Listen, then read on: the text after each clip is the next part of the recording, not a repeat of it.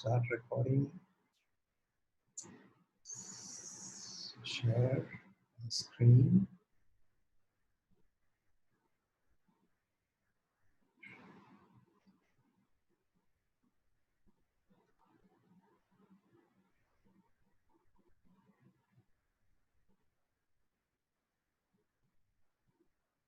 Okay, so here we are. So last time we were discussing, some examples of modeling to illustrate some of the features of in the course of developing a transitions system for an artifact. And we discussed about abstraction, and we were yet to get into non-determinism.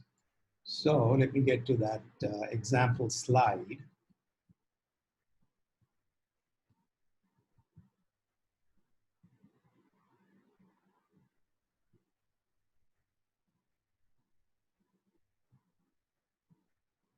Okay, so this is the example that we were discussing, and this is the program. This is the actual flowchart for the program, and I had proposed this particular thing as a transition system, and there was a question, by the way. It was a good question as to how one would decide on a suitable domain for states, okay, for the universe of states. Actually, the answer is, it must be big enough to cover all possible system states, the states the system could ever get into. Okay? In this particular example, I was being clever, actually kind of too clever, trying to just get the absolute minimum. So because that's usually not very advisable to do. The easiest thing to do is to define the universe to be as wide as possible. So in this case, assuming that x and y are variables ranging over NAT, I could just use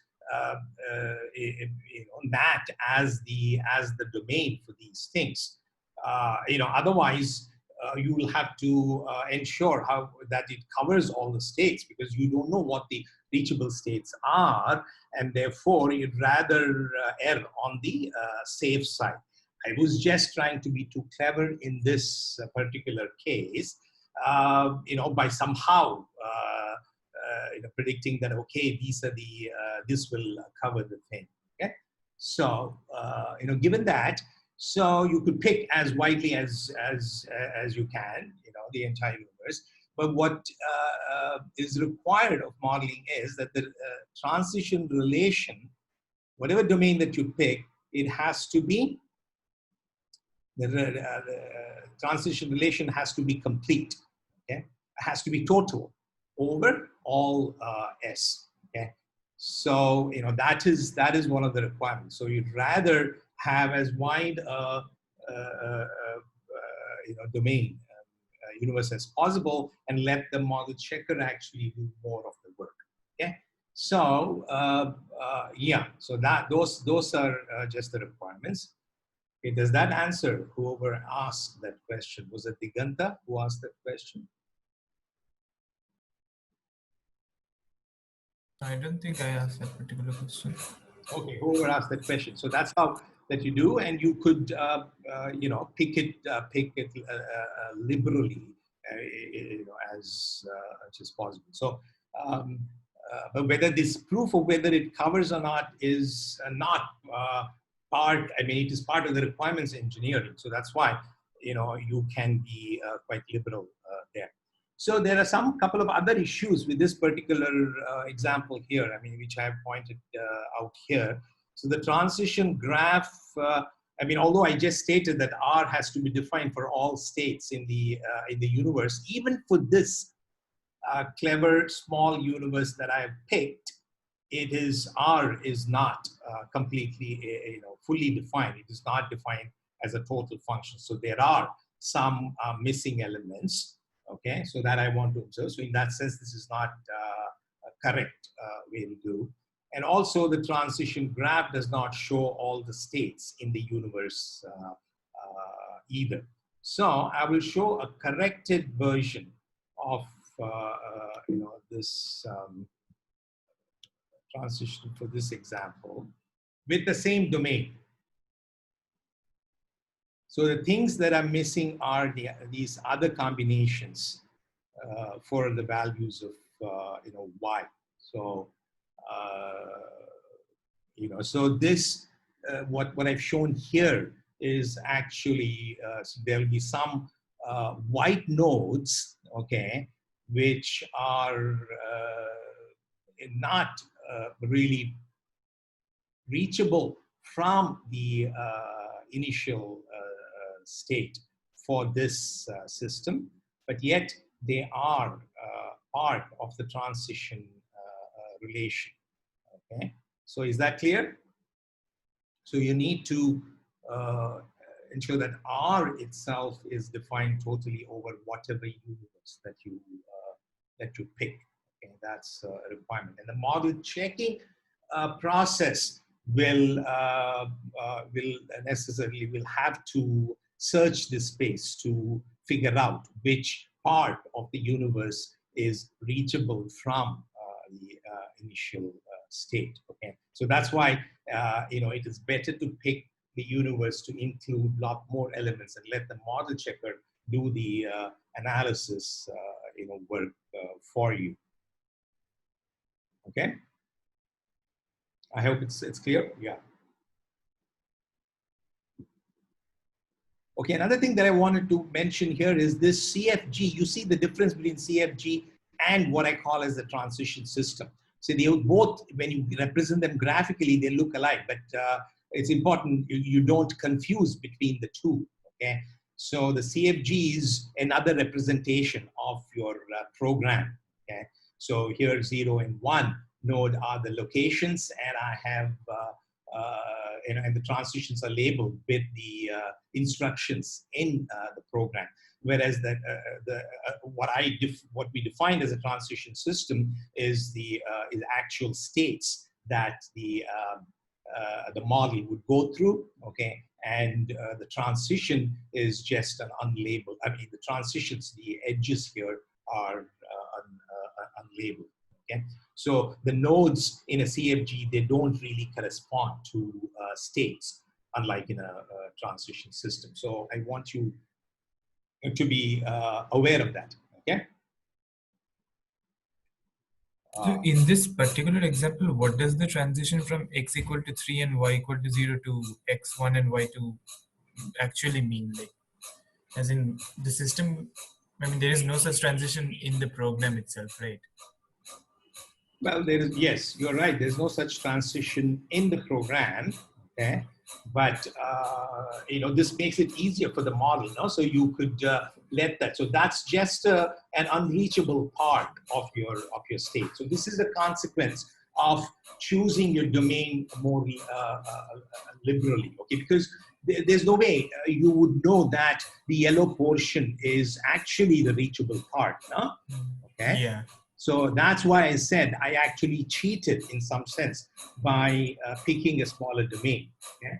Even with that, there were some parts which were not reachable.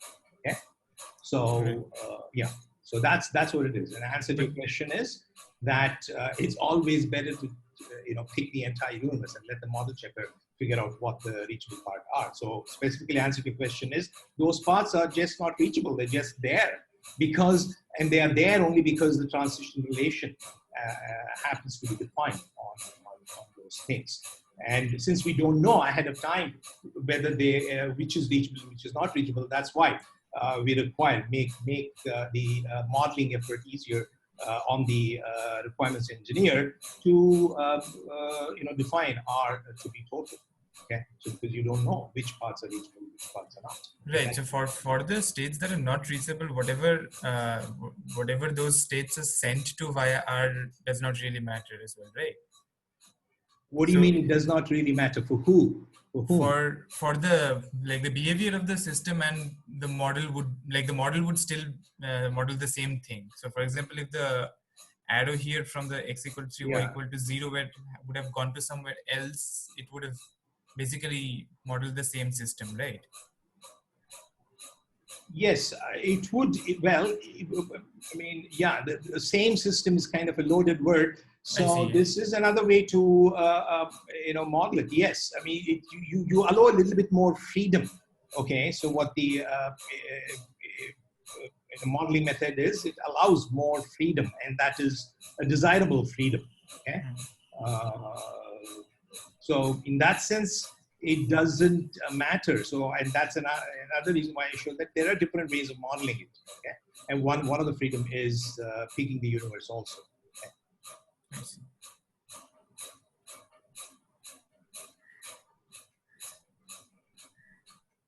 Yeah. So this happens to be what I call as a complete and adequate, model for this thing, such that. So certainly, I mean, as elaboration to your question, if you chose the universe in such a way that some of the real actual yellow part is excluded, then that would be not what I consider as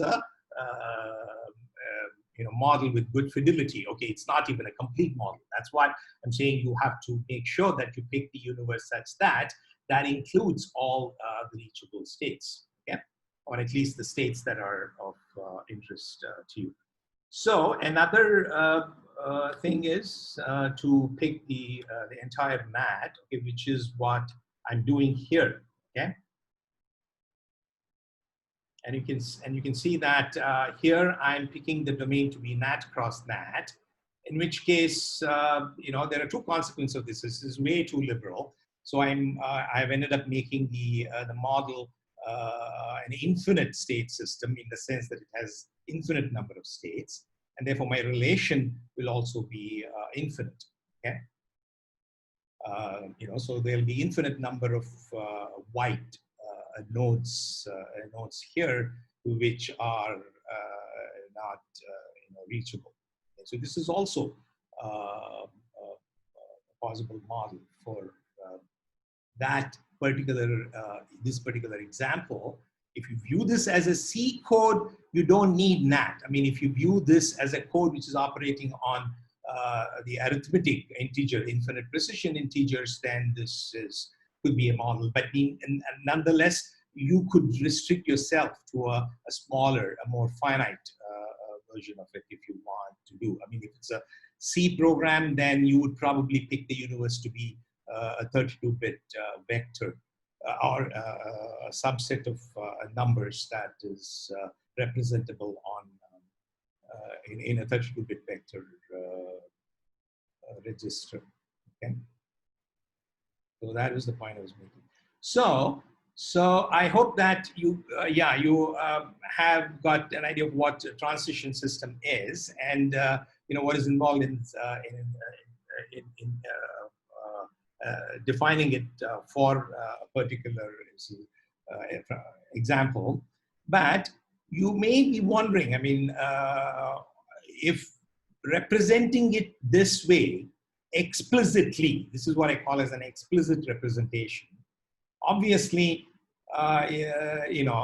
if indeed this is the representation that you will be choosing to do the analysis for doing model checking, you must have already, you already probably see a problem, right? I mean,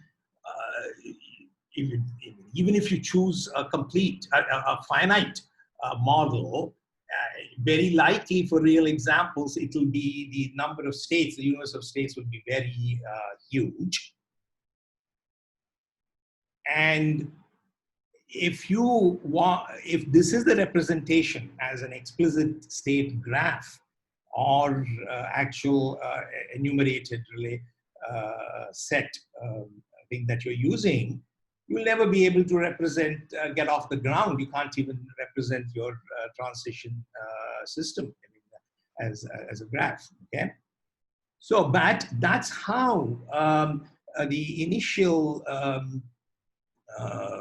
algorithms for model checking were. They were actually operating pretty much on a graphical representation. So that kind of an approach for model checking is called explicit state model checking approach. Of course, for anything beyond very toyish examples, you won't be able to construct the entire transition system. Therefore, those explicit state approaches were clever. Okay, so they were always using what is called on-the-fly model checking. Okay, in the sense you would not construct the entire transition, entire reachable part. You would do it incrementally.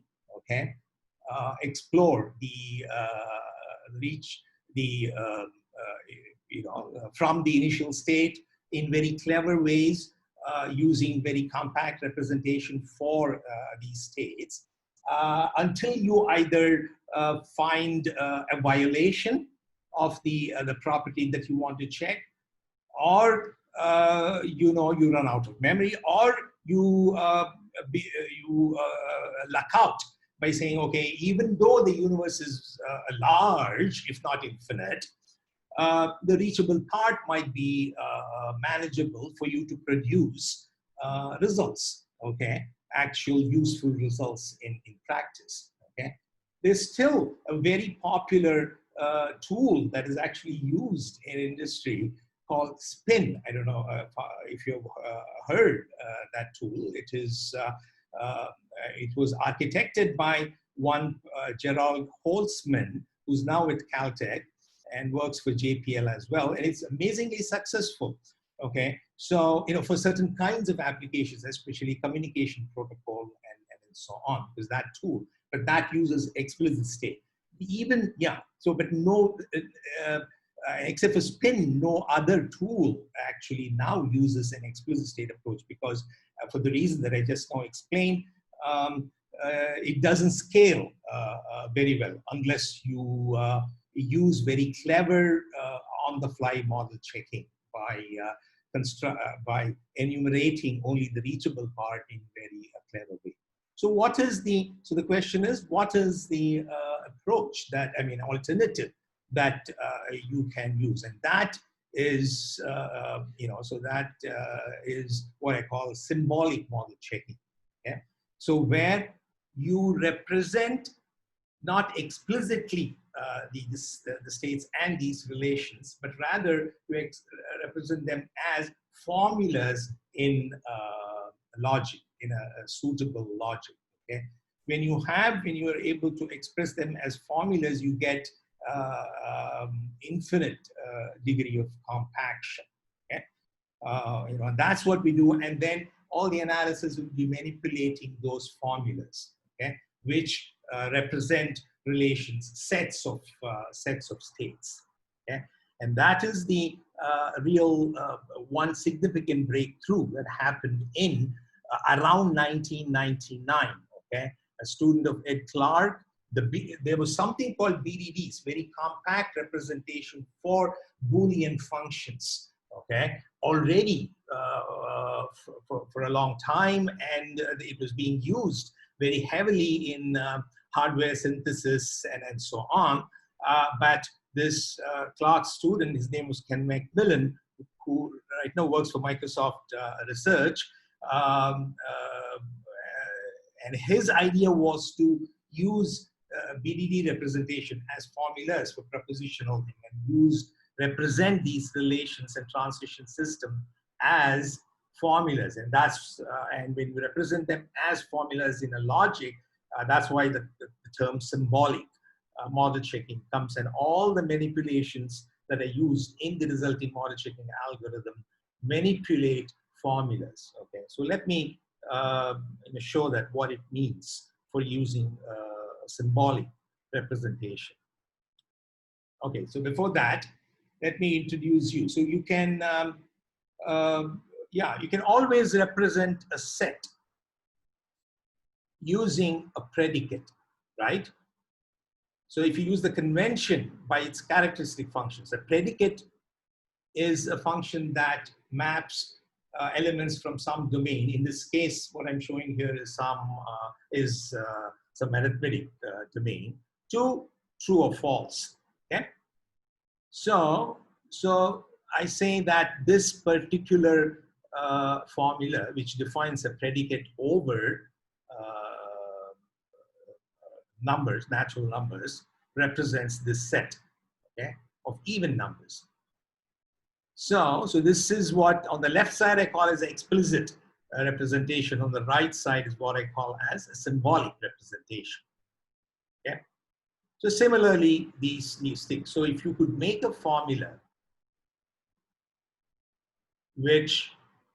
whose satisfiable sets, okay, these, when I say characteristic function, this is the S on the left side is exactly those valuations for which the formula on the right side, valuation for X, the variable X, for which the formula on the right side holds true, okay? So, and that is the convention that, that you can use. So you can see that although this is an infinite set, there is still a finite representation for it. So the idea is to use these kinds of the formulas to represent both transition relation and the initial predicate. They both represent sets. Transition relation represents pairs of a set of pairs. So that is you can always do that, okay? And that is and model checking algorithms that use this approach of what are called symbolic model checking. Is that clear? Okay, there's no question. So that's what we do. So let's see. So towards symbolic representation of a transition system. So this is what we have. So before, there's a bit of a notation. S is the domain of states. A particular element S belonging to S, capital S, is represented, as I already mentioned, as a bunch of variables. These are what I call, we call them as state variables.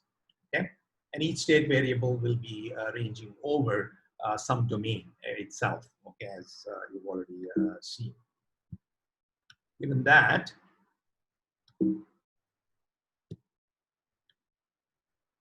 yeah, another bit of terminology. So in a transition relation, translation takes two states.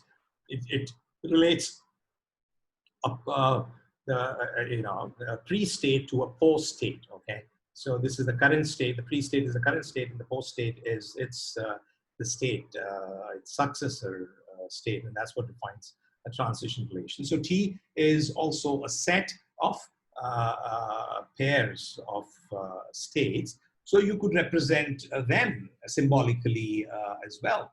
So for example, an assignment statement, okay, a transition system built from an assignment statement. So the effect of this, the transition represented by this assignment statement, can be represented by, so this, all this pairs of elements can be represented by this transition relation. That the every pair that satisfies this particular relation is what is defined by that transition relation. Okay. So in this symbolic representation, transition relation is always represented as by means of a formula ranging over two variables. Okay, one, the pre-variable x, the unprimed, and the post-variable, which is the prime. These are state variables. It's a formula over the state variables, one a primed, unprimed pre-state, and primed post-state. And it should capture we should define the formula such that it precisely represents this set that you want the transition relation to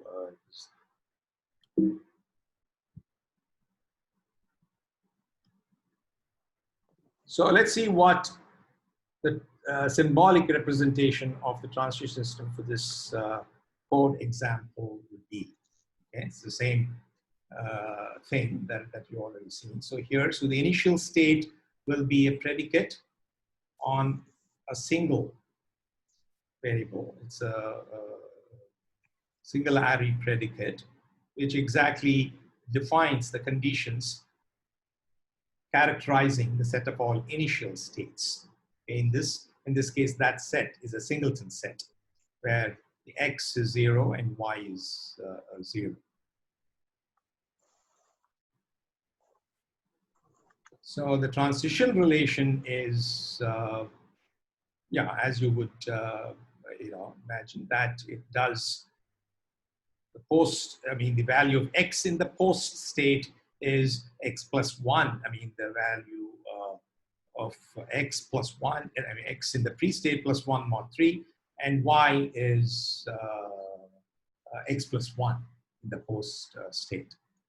Yeah, it's 1 greater than the value of x in the post state. Okay.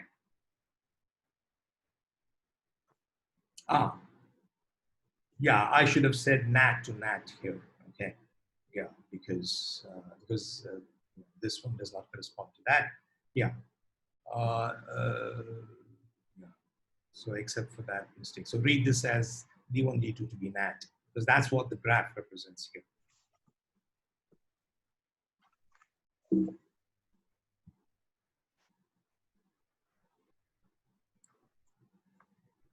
Okay, so you see here, in this case, the transition relation is actually a function, okay?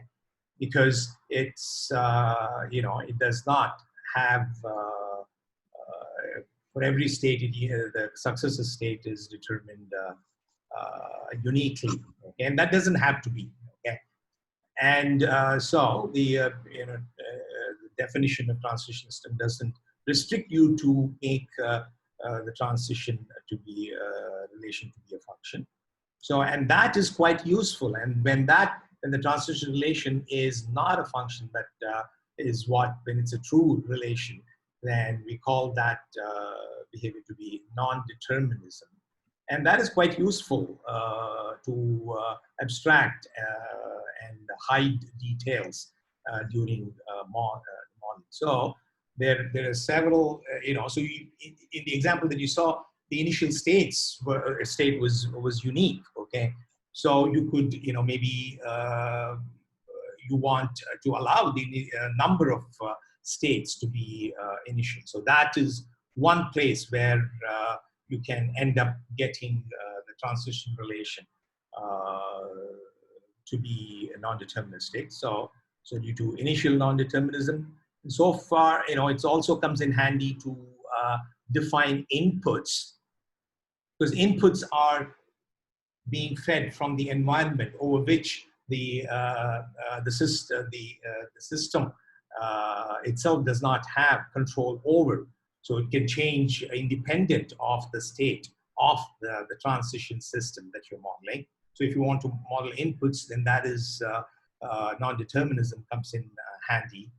And also, when we start seeing how to model concurrent systems, you will see that concurrent systems are, if you want to hide the interleaving details, the ordering of various synchronization events that happen and that are determined by an actual scheduler, and if you want to your model to throw away details of the scheduler, then non-determinism becomes indispensable, okay? And therefore, you will see this coming in handy. Okay? So I'll show a few examples where we use non-determinism. So here is an example of the same code that I showed you, except that I have deliberately left the initialization part out. Okay. So the initial state values can be anything arbitrary. So so if you want to do that, then you'll have to make every state initial. As a matter of fact, so here, since I say nothing, you can start with anything. Okay, and not only white nodes, even the yellow, all the yellow nodes here can be initial. So there has to be an arrow in all the states. So the symbolic representation here would make the transition relation remains the same, but the initial predicate will be just true, because true is something that every state satisfies, and therefore this represents true. Or you can constrain it whichever way you want, but still keep the thing. So this is one way, that makes the system non-deterministic, because the behaviors that you start with are now starting with multiple possible initial states. Okay, now I'll show an example of a hardware circuit, modeling a hardware circuit that has an input, okay? So it also shows you, makes you two things. One, it shows how to model synchronous hardware as transition systems. It also shows how to model inputs. Okay? So this one, we're only scared with these gates rotation and so on. So it has two state holding devices, B and A. They are flip-flops. Okay, each of them holds one bit. It actually implements a mod 4 counter, a resettable mod 4 counter. So it takes a single input reset. So whenever that is asserted, that is 1, so it resets the counter to 0, the next state. Okay. Otherwise, that is when reset is 0, not asserted, it increments the counter by 1, counting it all the way 2 up to 3, and then it wraps around. Okay. And that's what this thing does. So here the transition, because this is called synchronous, because the entire change, every change is governed by the clock. Every change in the system state, which is now here 2 bits, AB, okay, is changes whenever the clock ticks, okay, at every tick of the clock. Okay, and the next state is governed as a function of the current state, AB, as well as the input. Okay, and that's what this thing is. And that one is, each bit of the state is defined by this function delta, okay, using Boolean gates. So the part of the circuit here, which the network of logic gates inside the blue dashed line represents the logic, that is the function delta. Okay. So believe me, I mean, yeah. So that it exactly does the incrementation and modulo. Okay. So given this, so we will pick. So what would be the universe? So whenever you want to make a transition system out of it, you have to determine the domain, the universe. So in this case, obvious choice is because they're ranging over Booleans. So now it will be our domain will be a bit vector of size 2, okay? And a transition of the transition will correspond to the clock. So we won't represent the clock explicitly, but that is implicit in the edge in the transition in the transition system. So the initial state is not defined here, I guess. Okay, so I don't know. I mean, so we could either make it everything. So let's see how I have modeled. That information is at least not specified here. So let's see how I model. Okay. So given this, what is the okay? So how do you? The real question is, how do you model the input? Okay. So there are a few, different conventions to model. One way is to not make reset as part of the the state itself, okay? And you kind of model it as, you know, as a label of this thing. I mean, on the edges, but you know, this may be convenient, you know, if you are working at that level, and you know, and most hardware engineers, they kind of use these kinds of what are called mealy machines. But since we in our transition system definition only have states, one way to incorporate, you know, model this is to include the environment, the input, which is part of the environment, strictly not part of this transition system, also as part of the state. That's just for convenience that we do that. Okay. When you do that, then you have a problem. I hope you understand this. Okay. So any one of these states can be the initial state, I guess, here. So if it's reset, there is a transition from every state as well as 0, 0. Whenever the reset is true, it goes back to 0, 0. Otherwise, it advances the counter, and with the wraparound happening at 1, 1. So, but you know what I'm saying is that we will you know end up including. We will include the input also as part of the state. In which case, our system, and we can, our notation will be something like this. And you see, the moment you include the input, which is the second component here of the state, as part of the state, then you will have to allow for non-determinism. Okay, so here, strictly speaking, delta is you know, is a function. Is uniquely the delta value is defined as a function of the current state and the reset. Whereas here, if you do you know, the reset is included as the thing. So because that is the current input.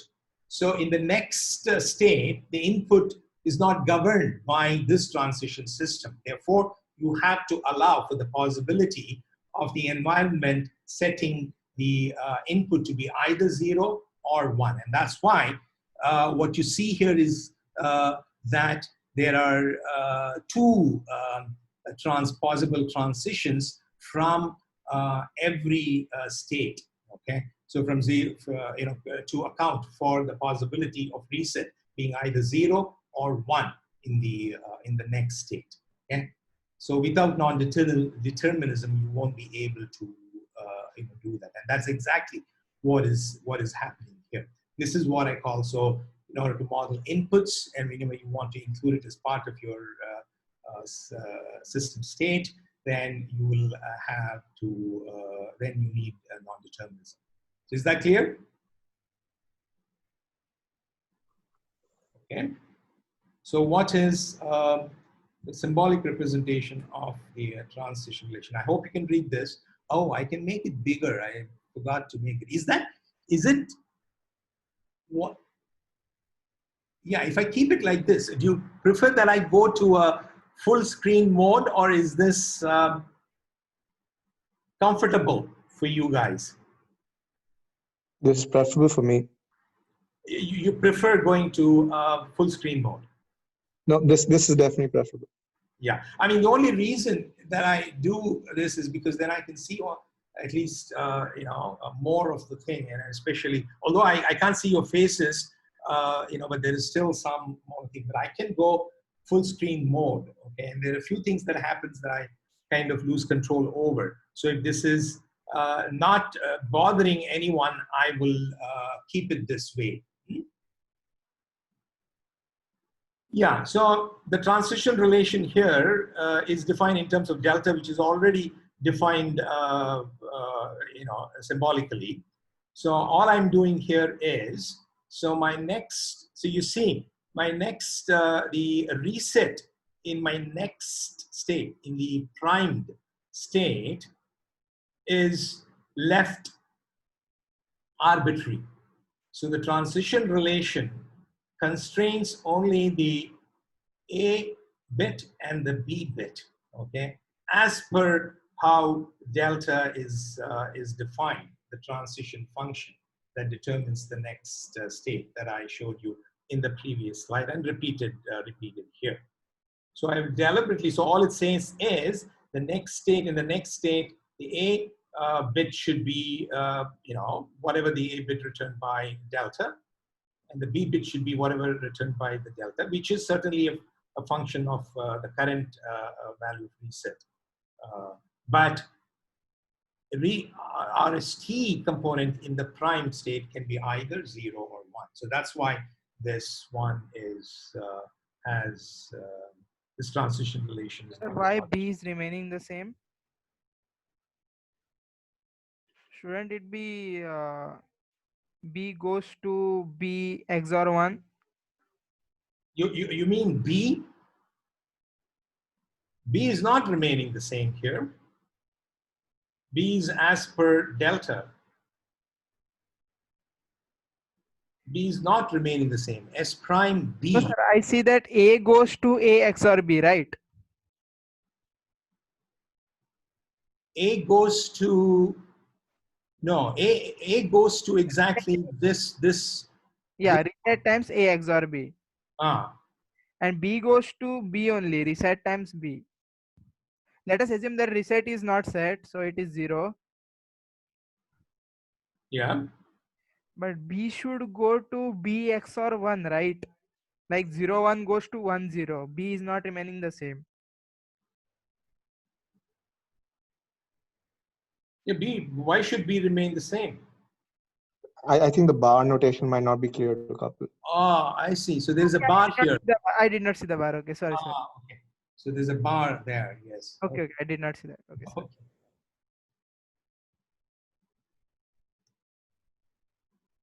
Yeah, so let me summarize the assumptions we make on our transition systems, okay, on the one that we deal with. The domains, as I told you, must be picked such that it is large enough to include all possible values that the state variable can potentially range over during the course of the evolution of the transition system. So, normally you pick the entire possible values over the appropriate type. Okay? The transition relation must be total on S. Okay. You might be wondering what happens if you want to model terminating states, terminating systems. Okay, like sequential code that could terminate. Okay? What we do there is, without any laws of generality, what we do is, usually if it's terminating, then you may think that you may want to have a transition relation undefined for that particular terminating state. But what we do is we redefine that to be, so you end up, the terminating state will just repeat itself over forever. Okay? So this way, we can uniformly view every execution of the transition system to be an infinite sequence, and that helps the theory. Okay? And that's one assumption that we make. It will be total, and for that reason and the thing. So the other assumption is that we, as I told you, assume that it is discrete and finite. Okay, so yes, you see, the finiteness comes for this reason. Okay, firstly, at least as far as this course is concerned, we will be all the methods and techniques that we'll be covering will assume that the system that we'll be dealing with are finite state systems. The model checking, but the model checking framework, these concepts and these methods are still applicable for infinite state systems as well. Okay, and some of the methods that we discussed can be kind of readily moved to infinite state systems. But once you do that, there are two things that are a problem. I mean, decidability is no longer guaranteed. But even in some cases, with certain constraints, the same methods, even on infinite state systems, they are decidable. So what happens is, if you use the same algorithms, some of the same algorithms that we look in this course to infinite state systems, you will get partial decidability. They may not terminate. Okay, but there will be, still be some.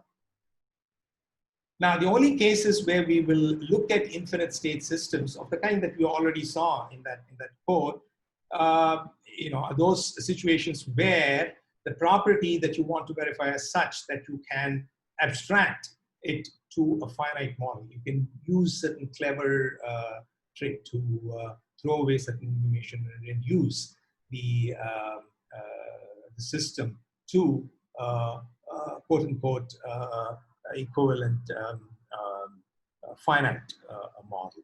Okay. So that are the two main assumptions. Yeah, this is just a picture that I already showed, okay, of making the thing terminating. If it just terminates here, you just repeat it, is what I'm saying, okay? So with that, I want to now move on to, talking about Kripke systems. Okay, there's still certain things that I have not discussed, okay, which I'll be talking about. I'm not through with discussing all modeling concurrent systems, modeling sequential programs in a lot more details. Okay, so I've done in a very sketchy way. So actual programs, how do you how exactly do you model? With all the details. I mean, those are some things that I will revisit. Okay, but all these the modeling part, either it usually, if you're using a tool like NewSMV, which you'll be using, they are all part of details that are part of the front end of these systems. Okay, so they usually take either programs, these tools that you'll be using, either programs or systems described in some system description language, and they do these things that I'm talking about. They extract the model and as a transition system, and then get a symbolic representation, and they manipulate that. And so these things that I'm going to be discussing as part of modeling are the kinds of techniques that are part of the front end of these systems. And these things are very important, okay, because and these systems do a lot of clever pre-processing in order to throw away the uninterested, the irrelevant part of the things, such that they get as compact a model relative to the property that you want to verify. So it is quite important. Okay, so that's why I will be spending one more lecture in modeling, not probably not not the next lecture, but the one after that. Yeah, so I want to emphasize the importance. A lot of engineering that goes into this part of the thing, to make these tools successful. Okay. Okay, so how are Kripke structures different from transition systems? Okay, so Kripke structures are pretty much a transition system. Okay, as this is the thing. So, but they have require you to add something more to the transition system. So it adds a labeling function.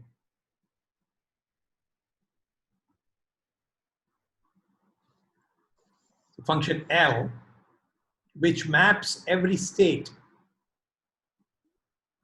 in the system to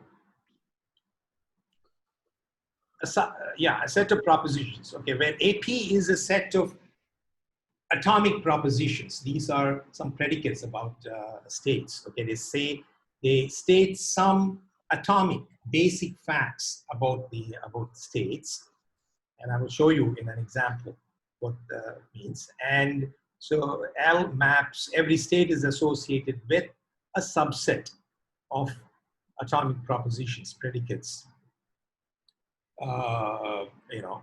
picked from among the predicates in AP. Basically, what we're doing is every element of AP is a predicate, okay, and it can, if it is there associated with the state, it means that that predicate is true of that state. That's another way to view it. So why do you need this? Okay, label states. So primarily for 3 reasons. First, as I explained, they denote certain basic facts that we care to track in states over time. Okay, they specify the basic atomic facts, and they can then be used to specify more complex temporal properties of the kind that you saw some example in one of the earlier slides. And they actually provide a link between the actual behaviors of transition system and your specification. The specification, as you will see, will be built, will be temporal properties over these atomic propositions.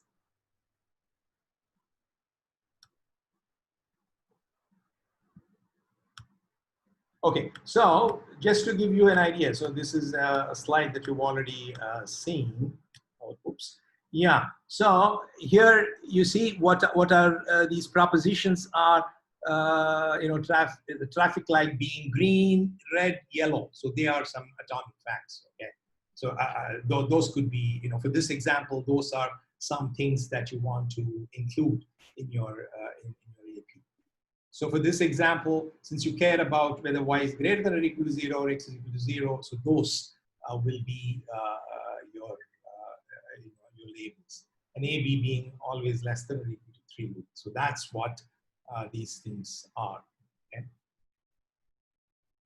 So you pick them so that and you restrict. And if indeed that's all you care, then you might as well stick to those propositions. Okay, now I'll be defining a few things. A few things called the executions of transition system, and I'm defining traces as well as the behavior, what we formally define as a behavior of a transition system. Because that's important, because we need to, just like we need a formal definition of transition system, we need a formal definition of what exactly the behavior is, so that can be then related to specification. Okay? So there are two ways to define behaviors of transition system. One is a linear execution. So here, first I'll define execution. A linear execution, an execution of a transition system is an infinite path through the transition system starting from an initial state. Any infinite feasible path that is start. So things like this, okay, S0, S1, S2. So every path in our transition system will be infinite, right? Because they are, they are non-terminating as we have defined. It should be so, such that it's S0 is one of the initial states, and every successive consecutive pairs of states is related by T. Okay, that. Si plus 1 here should be true on T, for T here. So, yes. So that, or you can also, define the execution as a tree, okay? Because from every state, there is now finitely many possible successor states. So you can keep that information also as part of your execution. So it can be viewed as an infinite tree of states, such that the root of the tree is one of the initial states. And if any node in the tree, every successor, there must be a transition from that for every successor in that tree. Okay, I'll show examples soon, so to be very clear, because these are not that hard concepts to visualize. Then we define a trace. This is actual states, sequence of states defined in terms of states in the transition system. A trace of a transition system is a labeled execution. Okay, since we have the Kripke structure associates through via L a label for every state. So obviously every execution induces a corresponding version of it where you have the state replaced by its corresponding labels, and that's what is the derived one is called a trace of the transition system.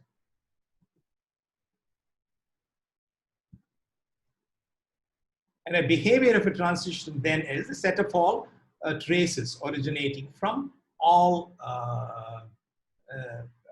possible initial states for that transition system. Okay. So let me take an example. So this is our the running example of the code example. The only way I have modified it is this. Is this visible? Yes. Yeah. Okay. So the only change I have made is,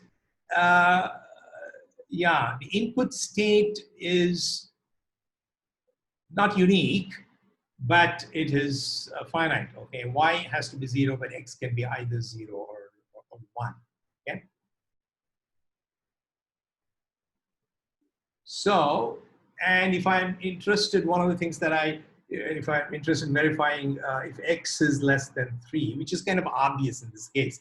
Okay, I mean, but although who knows? Okay, it may not be. You know, but of course there are yes. So I'm just using this example to show. So from that thing, so the labels of that are of interest are whether y is equal to 1 or x is less than 3. So you know, this is a Kripke structure, okay, where each state is labeled with the set of propositions that are true of that state. Okay. So given this, so what is a linear behavior?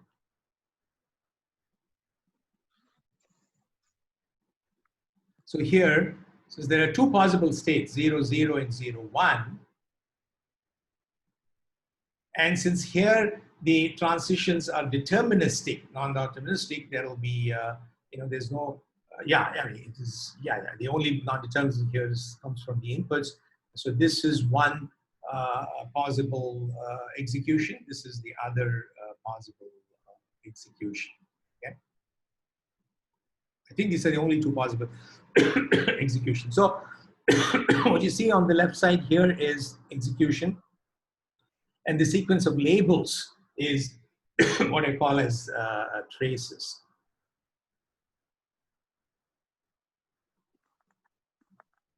See where I'm, you know, where you probably see, starting to see where what purpose labels will serve. Okay, so here, so these things that are derived from the executions, traces derived from the executions are the behavior, the actual behavior displayed by the transition system, okay? Focused from the angle of our atomic proposition. A specification you will see, although I've, you know, when I introduce formally temporal logic and so on, a specification is also will be formally defined as a set of labeled sequences, infinite set of, you know, some set of traces, okay, of labels. For example, I mean, you have not, you know, if you're not familiar with temporal logic, you've not seen temporal logic. I mean, I'm using something from temporal logic here. So once again, is this visible? Okay, maybe I can, yeah, I guess it's visible for me since I wrote it. I hope you can read it. So you will see that the specification will be defined as what we call it as a language, as a set of allowed traces, that is infinite sequence of labels. So if you want to verify that x less than 3 should always hold, which was one of the properties that I stated earlier for this example, which is kind of obvious in this case, then you know, the specification, it would constrain the traces in the specification to be having phi 1, phi 2, phi 3, etc., where every phi I should have this label x less than 3. Okay. Then, yeah.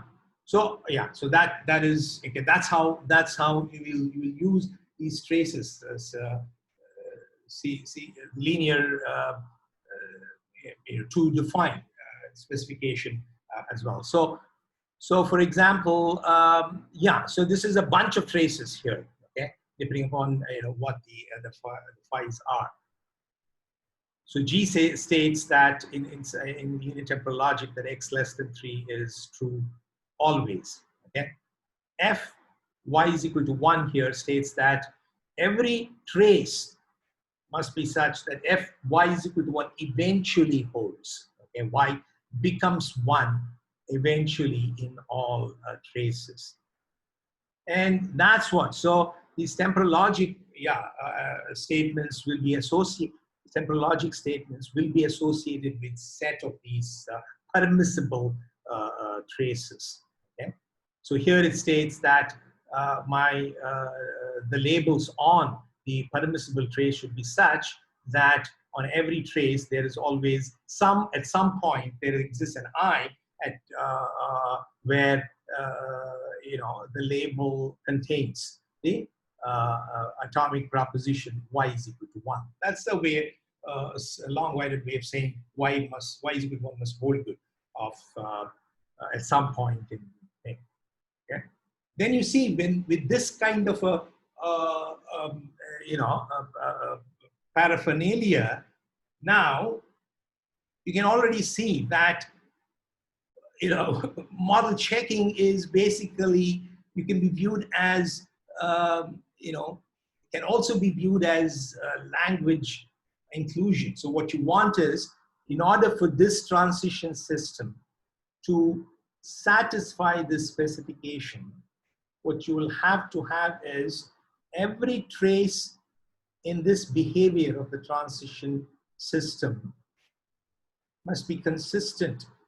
For every trace here, there must exist a trace in this set with which it is consistent. That is, there is a inclusion. This has to be a subset of this thing, a subset thing. It has to be, and that is, so that's why the connection with, if your specification can also be viewed, can be expressed as a special kind of automata that recognizes these languages, or they can be expressed as models, okay, of temporal logic formulas. These are the ones that will be formalized as we move along, and this model checking can be either viewed as a satisfaction problem, a satisfaction of these temporal logic formulas, okay, and that can be reduced, as we will show, to Boolean satisfiability, okay, that problem, or they can be viewed as language inclusion also. Okay, so this, I hope, this gives you an idea of the connection, the role of labels in the thing, and what the essential components. So there is transition system, there is execution, there's traces, and the actual behaviors is a set of traces that are induced by the crypt key structure corresponding to the transition system. And then the specification is independently defined as some constraints on the expected set of traces, and satisfaction is defined as language inclusion. Yeah. Any questions here on this?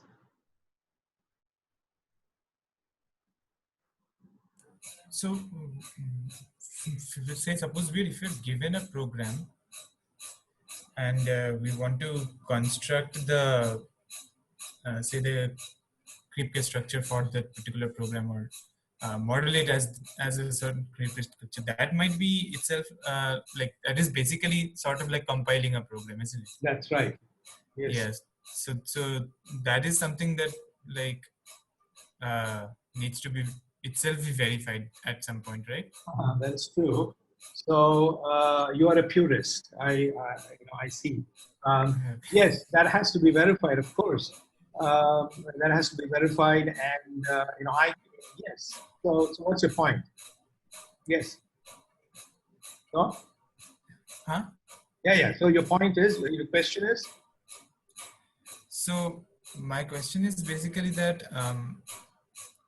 how is, like, in terms of in the real life, how is, like, are the tools that we're going to use basically are they all aware of all kinds of programming language, or do they have a specific No. language that we specify There are it in, two and then parts.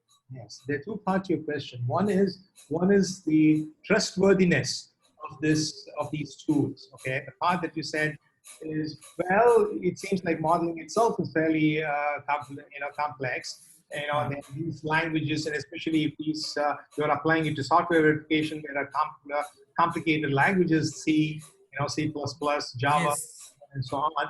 So how do you trust the front end of this thing? Okay. Answer to that question is, there's no free lunch in life. Okay, so you concentrate on something. I mean, you trust because the compiler technology is quite mature. Of course, compilers make mistakes too. I mean, there are lots of bugs in compilers, and then model checking is used for compiler verification as well. So that is, you have to compartmentalize. Okay, so in life, okay, what you do is, well, let me focus on certain properties, okay, of this thing, and I'll assume that I can live with um, unverified parts. Okay, I can live with those things. And so that way, it's a separation of concern. Okay, I see. there are certain very tricky and part of this algorithm that this particular program implements, and that's what I want to concentrate on, and not exactly whether the tool is deriving these transition systems somewhere. Okay, so that's how I separate. I'm not undermining the need for ensuring the correctness. Otherwise, the whole thing, edifice, starts falling apart. Okay, but at least it's now focused. Huh? So yeah. So that is how I would answer that. Now, your second part was what about the tools? Yeah, how broad the spectrum of languages that these tools are support. Correct? Yeah. That's what. Yeah. Or is there like a low level representation that there are external tools for converting into something? I'm just asking. Yeah. So you see, there are two levels at which these front ends are designed. One is, of course, it's very close to a compiler. Okay? So where it does, it constructs the parse tree, it constructs the transition, it constructs the parse tree, and then does certain constant propagation and various kind of compiler optimizations, okay, to reduce it. They're all very much like compiler thing. And then there is an internal representation for transitions. I don't think it is standardized. Different tools use different things, but they are very close to these transition systems the way that I've defined. And that is one part. Okay? Now that is, so there might be some intermediate representations for transition system. I don't think it's standardized. But what is standardized is from going from the transition system to symbolic representation. Okay, so of course there are various ways in which you could use symbolically represent them. But before you ship them off to the SAT solvers or SMT solvers, there is standard format in which they are all they are represented as called SMT lib. Okay, so that is standardized. So that part, the back end part of the front end. Okay, the front end part of the front end is the compiler. Back end part is that translates into, and after it gets to the internal representation, there's a lot of static analysis kind of thing, the constant propagation. It further does certain pruning of things. Okay, cone of influence. It reduces various things, and it makes the transition system more compact. Okay?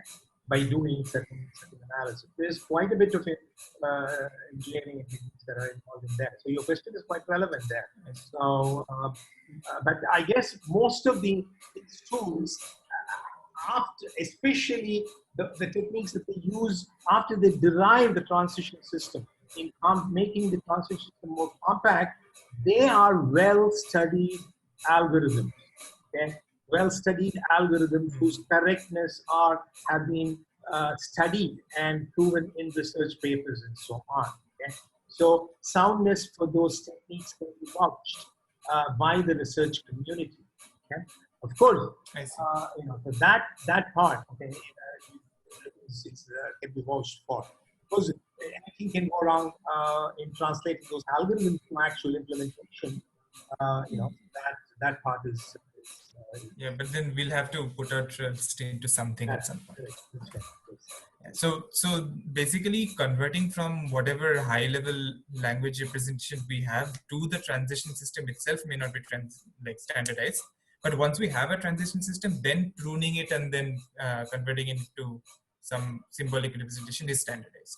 That is correct. So, but there has been effort with some, some people. So nowadays there are some model checking systems called, they are referred to as this category of portfolio systems.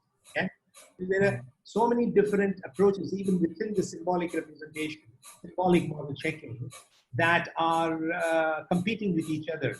And some of them work nicely for certain class of problems. Some of them work nicely for a different class of problems. Okay, so there are some people that build these systems, which use a whole bunch of different model checking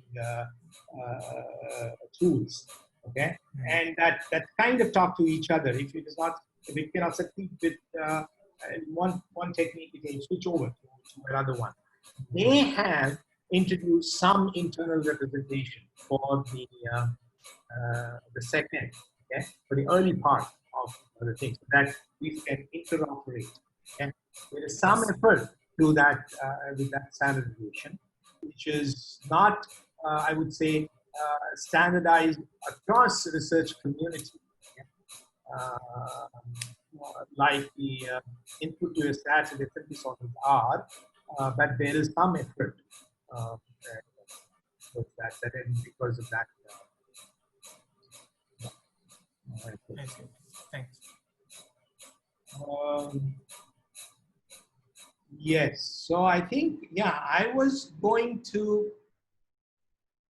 maybe this is a good time to stop, okay? I mean, I would like any general questions, okay? General of the kind that, Diganta asked, or any questions you have about administrative questions or anything. What I had some material that I intended to cover a little bit more of how you would model actual code. You remember the way that I modeled the code example was, it was very too abstract. Okay, so most tools don't model it like I did as some very abstract thing. They actually model it very close to the instruction by instruction semantics. Okay, for example, I threw away. I did not represent the program counter at all. Okay, and that will not be, that will not be adequate, because here the control was very simple. Okay, but in general, you can have nested loops and you can have exits from several different points. Okay, so the control structure can be different. Therefore, you will be required to model some amount of program counter information. And also, these systems, see, these modeling methods, they are modular. The modeling methods themselves are modular in the sense they, and that is one that I will show. Okay, so they're not just flat.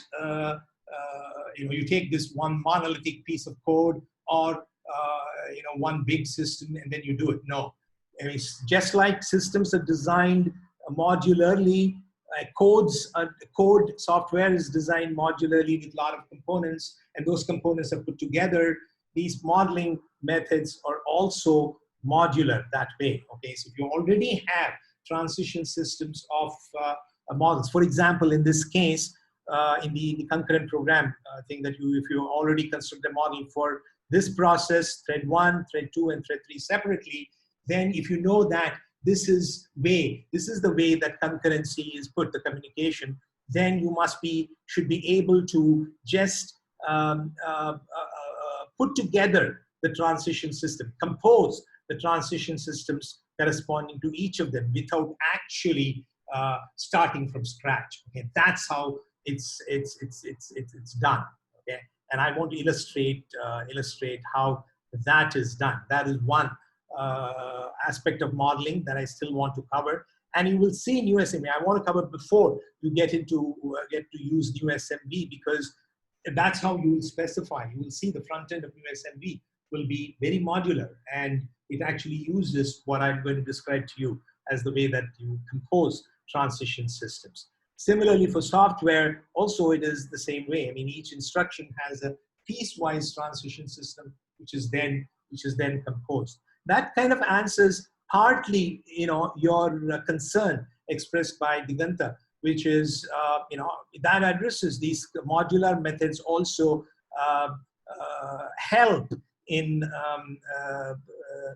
building assurance, right? Confidence in how these things are, so that they are built in a somewhat in a modular way that helps. Okay, and that is one aspect of modeling that is still left. Okay, but before I do that, I want to switch. For the next 2 classes, I'll be doing a recap of logic. Okay, first order logic. Okay, including propositional logic. For those that have not had a logic course but still want to continue to credit this course, I suggest that you definitely attend. Others can attend as well, so they can. I always look for good feedback and interaction. Okay, so that's what I will be concentrating on in the next 2 lectures. After that, we'll be introducing to you Z3. Okay, the reason that I want to do it is because I want you to get familiar. Even people who know logic, who have studied logic, may not be as adept at using logic to model transition systems and so on. And that is something that the exercises that we'll be doing on Z3. And you will actually be doing on Z3, so that you will get a feel for what it means to use logic to model some of the the kinds of things that we are talking about. So that's the plan for the next 3 lectures. Okay, and then I will get back to finishing up the leftovers things on modeling and move on to temporal logics and model checking. Okay, so if there's no further questions, I'll stop sharing the screen